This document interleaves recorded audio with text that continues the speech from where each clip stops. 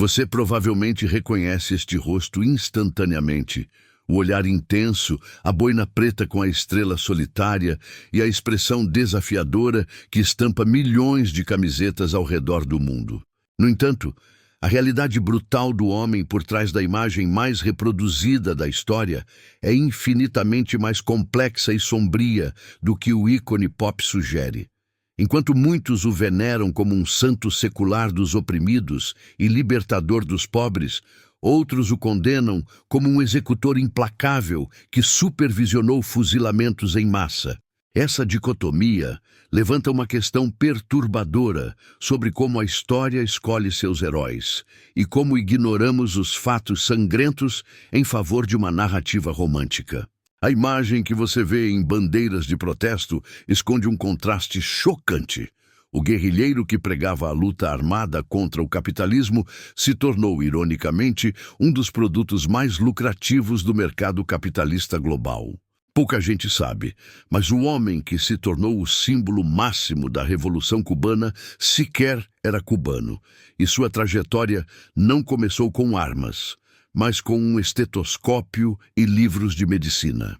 Como um jovem asmático de classe média alta da Argentina, se transformou no comandante mais temido da Guerra Fria.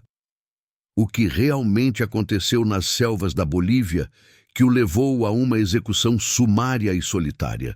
Para entender Ernesto Guevara antes de se tornar Che, precisamos dissecar a mente de um homem que desde cedo decidiu que sua vida não seria comum.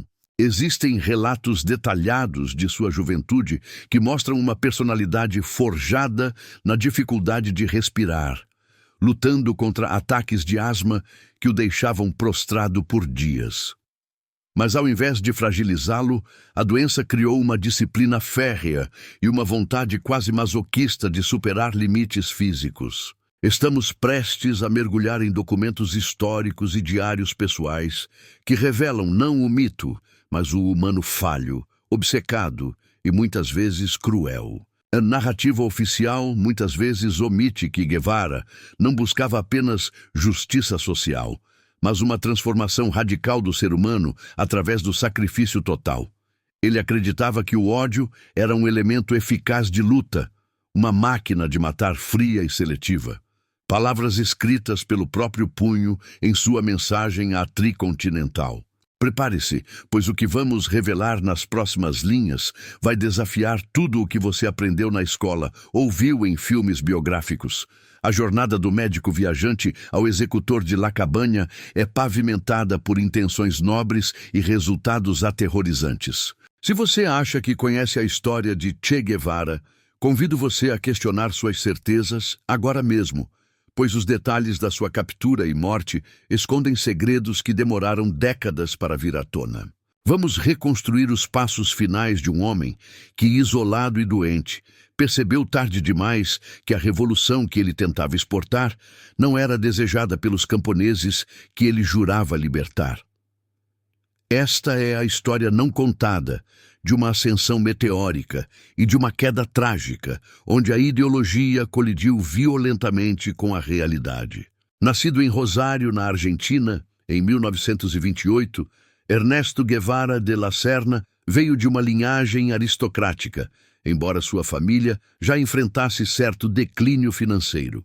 O contexto de sua infância não foi a pobreza extrema que ele mais tarde defenderia, mas sim um ambiente intelectual vibrante, com uma biblioteca de milhares de livros que ele devorava avidamente.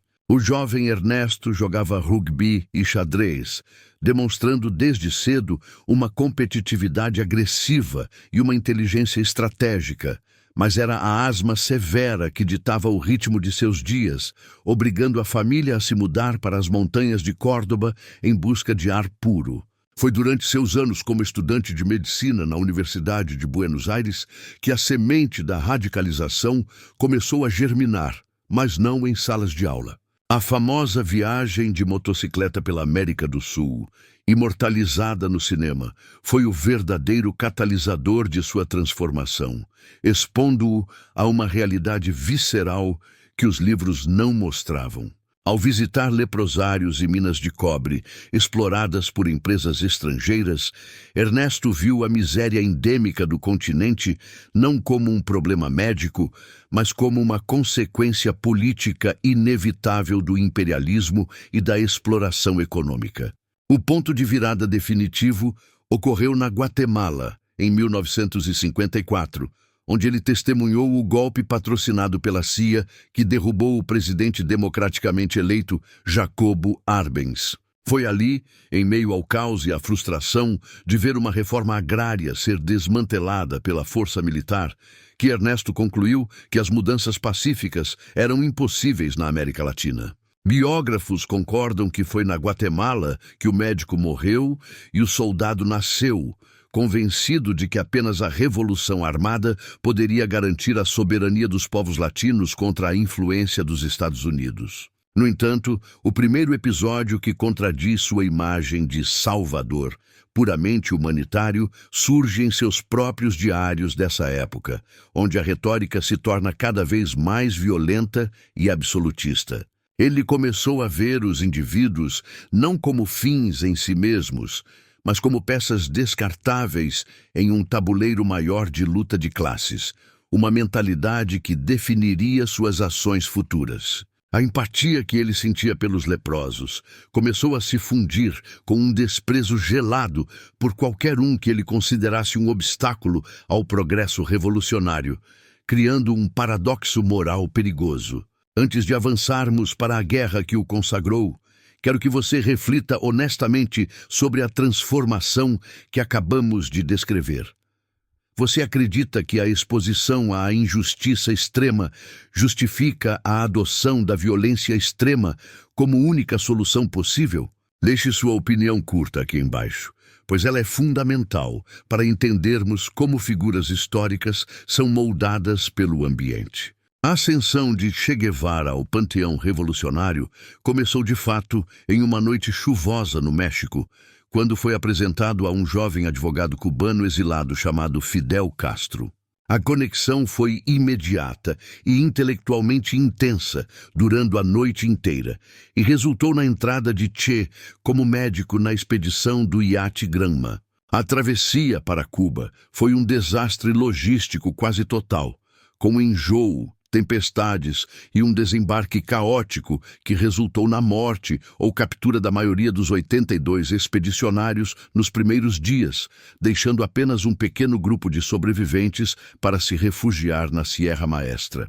Foi nas montanhas que Che Guevara abandonou definitivamente a maleta de médico para empunhar o fuzil, demonstrando uma liderança militar nata e uma rigidez disciplinar que assustava até seus companheiros. Um momento crucial e documentado dessa transição foi a execução de Eutímio Guerra, um camponês acusado de traição, que Che descreveu friamente em seu diário. Acabei com o problema com uma pistola calibre .32 no lado direito do cérebro. Esse ato marcou o fim de qualquer hesitação burguesa sobre tirar uma vida, consolidando sua reputação de implacável entre os guerrilheiros. A Batalha de Santa Clara, no final de 1958, foi a obra-prima tática de Che, onde sua coluna militar descarrilou um trem blindado carregado de armas e reforços do governo, selando o destino do ditador Fulgêncio Batista. As imagens de Che com o braço quebrado em uma tipóia, comandando a ofensiva final, rodaram o mundo e cimentaram sua lenda como um estrategista brilhante e destemido. A vitória da Revolução parecia confirmar que sua teoria do foco guerrilheiro estava correta e que a vontade de um pequeno grupo poderia derrotar um exército profissional. No entanto, a segunda virada, real e sombria, acontece imediatamente após o triunfo da Revolução, quando Che é nomeado comandante da fortaleza de La Cabaña. Longe dos combates heróicos, sua tarefa agora era supervisionar os tribunais revolucionários e os fuzilamentos de centenas de ex-oficiais e colaboradores do regime de Batista. Embora muitos considerassem esses julgamentos necessários para evitar linchamentos públicos, a frieza burocrática com que Che administrava as execuções manchou sua aura de idealista para muitos observadores internacionais. Quero fazer uma pausa rápida para agradecer imensamente a você que está acompanhando esta análise profunda e sem filtros até aqui. Sua atenção é valiosa e prometo que os blocos finais trarão os detalhes mais tensos e controversos sobre o fim trágico de Che. Então, continue assistindo, porque o desfecho é impressionante. Após a fase dos fuzilamentos, Che assumiu cargos cruciais no governo cubano, incluindo a presidência do Banco Nacional e o Ministério da Indústria, onde sua ideologia colidiu frontalmente com a economia real. Ele tentou implementar o conceito do novo homem, acreditando que os trabalhadores deveriam ser motivados por incentivos morais e revolucionários, e não pelo ganho financeiro material.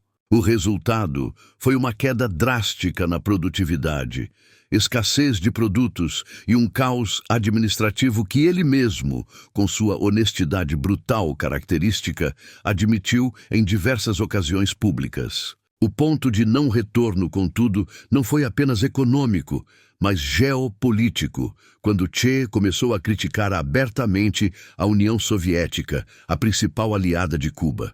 Em um discurso famoso em Argel, ele acusou os soviéticos de serem cúmplices da exploração imperialista, o que criou uma situação insustentável para Fidel Castro e isolou Che dentro da própria revolução que ajudou a construir. Sentindo-se um estranho no ninho burocrático, ele decidiu renunciar a todos os seus cargos, sua cidadania cubana e seus privilégios para voltar ao campo de batalha. A tentativa de exportar a revolução para o Congo foi um fracasso retumbante e humilhante, marcado pela desorganização, pela falta de vontade de lutar dos rebeldes locais e pelas barreiras culturais intransponíveis. Che descreveu essa campanha como a história de um fracasso, retornando clandestinamente para se esconder em Praga e depois em Cuba, antes de partir para sua missão final e suicida na Bolívia.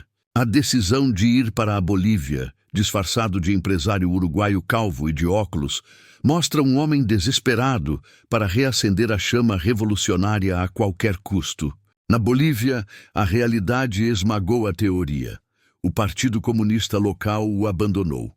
Os camponeses desconfiavam dos estrangeiros e o exército boliviano, treinado pelos Rangers americanos, estava muito mais preparado do que ele antecipava. O isolamento do grupo de guerrilheiros era total, sofrendo com a fome, doenças e a falta de medicamentos para a asma crônica de Che, que o debilitava dia após dia. Uma curiosidade de bastidor é que no momento de sua captura, sua arma estava inutilizada e ele teria gritado: "Não atirem, sou Che Guevara e valho mais vivo do que morto." Essa frase, se verdadeira, revela uma mudança drástica de perspectiva no momento final. O homem que pregava o martírio e o sacrifício final, de repente confrontou o instinto humano de sobrevivência diante do abismo. A tensão nos dias finais na ravina de Yuro foi palpável, com o cerco se fechando e a lenda do guerrilheiro invencível se desfazendo em meio à sujeira, aos trapos e à derrota iminente. O Che, que foi capturado, não era o gigante dos cartazes, mas um homem derrotado, sujo e faminto, prestes a enfrentar as consequências finais de suas escolhas radicais. O desfecho na pequena escola de La Higuera, onde Che foi mantido prisioneiro, é um dos momentos mais debatidos e mitificados do século XX. A ordem para executá-lo veio diretamente do alto comando boliviano, que queria evitar um julgamento público que poderia transformá-lo em mártir ou servir de palanque político. O sargento Mário Teran, escolhido para a tarefa, estava bêbado e nervoso quando entrou na sala. E relatos afirmam que Che, encarando a morte, disse: "Fique calmo e aponte bem. Você vai matar apenas um homem." Após a execução, O corpo de Che foi levado de helicóptero para Vale Grande, onde foi exposto em uma lavanderia de hospital para a imprensa internacional, com os olhos abertos, evocando uma imagem quase crítica. Para provar que ele estava morto e evitar lendas sobre sua fuga, os militares bolivianos tomaram a decisão macabra de cortar suas mãos para identificação pelas impressões digitais, antes de enterrar o corpo em uma vala comum secreta. Mas ao tentar destruir o homem, eles inadvertidamente cimentaram o mito, transformando sua imagem em um símbolo que transcenderia suas ações políticas e militares. A verdade final é que o legado de Che Guevara se tornou uma tela em branco, onde cada pessoa projeta seus próprios desejos de rebeldia, justiça ou violência.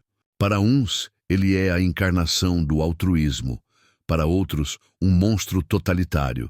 Mas a história nos mostra que ele foi um homem de convicções letais, que nunca pediu aos outros um sacrifício que ele não estivesse disposto a fazer. O insight humano aqui é que a coerência absoluta, quando levada às últimas consequências, pode ser tanto inspiradora quanto aterrorizante, dependendo de qual lado do fuzil você se encontra. Hoje, seus restos mortais descansam em um mausoléu em Santa Clara, mas sua imagem continua vagando pelo mundo, muitas vezes esvaziada de seu contexto original e sangrento. A ironia suprema é que o combatente anticapitalista se tornou uma das marcas mais reconhecíveis do consumismo, provando que a história tem um senso de humor cruel. O homem Ernesto morreu na Bolívia em 1967, mas o ícone Che continua a recrutar seguidores e detratores com a mesma intensidade de meio século atrás. E essa análise detalhada mudou a forma como você enxerga essa figura histórica, ou se você discorda de algum ponto. Eu quero saber sua opinião sincera nos comentários. Che Guevara foi um herói necessário ou um vilão idealista? Não se esqueça de se inscrever no canal para mais biografias que escavam a verdade por trás dos mitos. E agora, recomendo fortemente que você assista ao nosso vídeo sobre a crise dos mísseis, onde Che desempenhou um papel que quase acabou com o mundo.